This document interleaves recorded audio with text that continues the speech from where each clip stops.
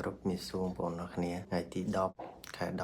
2025នេះថៃបន្តឈូសឆាយឈ្លានពានអធិបតេយ្យភាពកម្ពុជាយើងបន្តឈូសឆាយហើយខ្ញុំមិនដឹងថាគោលបំណងវាមិនទេតកចរចាផ្សេងការឈូសឆាយនៅផ្សងទៀតហើយសម្រាប់អ្នកសង្កេតការបងប្អូនមើលទៅបាទហើយកាត់ IoT ហ្នឹងក៏គាត់បានចោះទៅមើលជាក់ស្ដែងពីទស្សនវិជ្ជានឹងដែរប៉ុន្តែចោលឈ្លានពាននេះវាអត់មានខ្លាចអត់មានអីទេវានៅតែបន្តសកម្មភាពដដែលហើយចាំមើលថា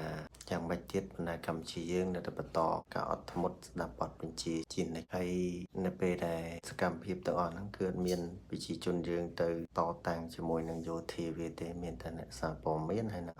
កងកម្លាំងយើងហើយសម្រាប់ក្រុម IoT អ្នកសង្កេតការណ៍ហ្នឹងក៏គាត់ចោះទៅមើលជាក់ស្ដែងដែរអត់មានប្រជាជនយើងទៅតតាំងជាមួយនឹងយោធារបស់វាទេហើយវាធ្វើអីគឺវាធ្វើតែឯងទេបងប្អូនអរគ្នាហើយការបំពេញម្ដងហើយម្ដងទៀតបាទការធ្វើអ្វីតាមតែអំពើចិត្តវាអត់មានជ្រើសរើសសន្តិភាពជ្រើសរើសការចរចាមួយអត់មានដំណាភាពទេព្រោះកន្លងមកយើងឃើញការចរចាតែសកម្មភាពរបស់ពួកថៃឈ្លានពាននៅតែបន្តជាហូរហែអត់ឈប់ឈរចប់ពីមួយរឿងទៅមួយរឿងចប់ពីរឿងមួយទៅរឿងមួយអញ្ចឹងតើប្រទេសទាំងពីរពេលណាទើបអាចរកសន្តិភាពបានបើខ្លួនឯងនៅតែបន្តឈ្លានពានមកកម្ពុជាបែបនេះអញ្ចឹងរឿងខ្លះហើយសំបីតែអ្នកសង្កេតការណ៍ទៅចោះផ្ទាល់ឃើញពីសកម្មភាពហ្នឹងក៏ពួកវាមិនបានបញ្ឈប់សកម្មភាពនានាដែលកំពុងតែបកកនឹងដែរកំពុងតែធ្វើនឹងដែរតែយើងអត់ដឹងថាគោលបំណងវាចង់បានអីពិតប្រាកដឬក៏ចង់បានដីកម្ពុជាមិនមានមី1មីលីម៉ែត្រសម្រាប់ឲ្យថៃ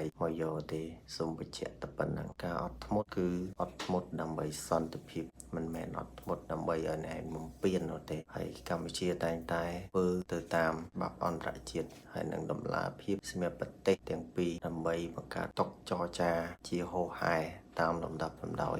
យកសន្តិភាពជាធំចឹងហើយអ្នកគួរតែឈប់បន្តការឈ្លានពាននេះទៅដើម្បីសន្តិភាពជាជនទាំងសងខាងទាំងប្រទេសអ្នកទាំងប្រទេសខ្ញុំបាទវីដេអូខ្ញុំមានតែប៉ុណ្ណឹងអរគុណជួយលាបងប្អូន